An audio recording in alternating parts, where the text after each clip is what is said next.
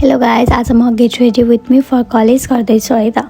आज चाहिँ म हल्का छिटो नै उठेको थिएँ, बिहान फ्रेस भएँ। त्यसपछि मैले हिजो बेलुका नै डिसाइड गरेको थिएँ कि मर्निङ स्किन केयरको भिडियो बनाउने भनेर। सो मैले स्टार्ट पनि गरिहालेँ। मलाई त्यति धेरै गर्न त आउँदैन स्किन केयर, त्यही पनि जे गरेको छु हजुरलाई देखाउँछु है त। यो मैले फर्स्टमा लगाएको चाहिँ टोनर हो, जुन मैले CVS फार्मेसीबाट लिएको थिएँ। अहिले पनि मैले यही नै युज गरिरहेको छु, एकदम राम्रो लागेर है मलाई चाहिँ। त्यसपछि यो चाहिँ भिटामिन C सेरम भयो, यो पनि मैले CVS फार्मेसीबाट नै लिएको हो, तर अहिले पनि त्यहीबाट लिइरहेको छु। एकदमै राम्रो काम गरिरहेको छ मेरो स्किनको लागि चाहिँ।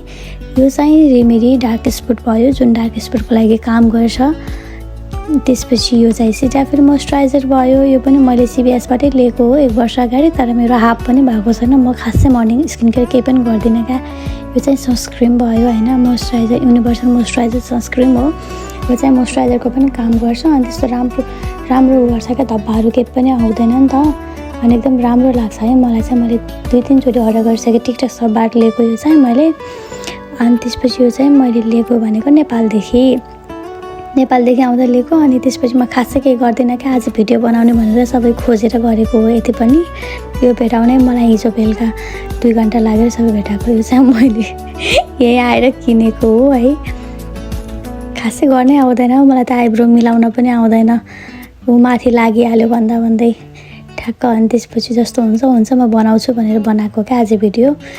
यो चाहिँ ब्लस भयो, यो पनि मैले नेपालदेखि नै लिएर आएको थिएँ, त्यही ब्लस हो। ठिकै काम गरिरहेको छ, खासै लगाउनु त लगाउँदैन, त्यही पनि। यो पनि लिपस्टिक पनि नेपालबाटै लिएको हो। खासै म यिनीहरू केही पनि लगाउँदिनँ क्या, तर पनि कस्तो आज भिडियो बनाउनु मन लागेर मात्रै निकालेको मैले चाहिँ यो।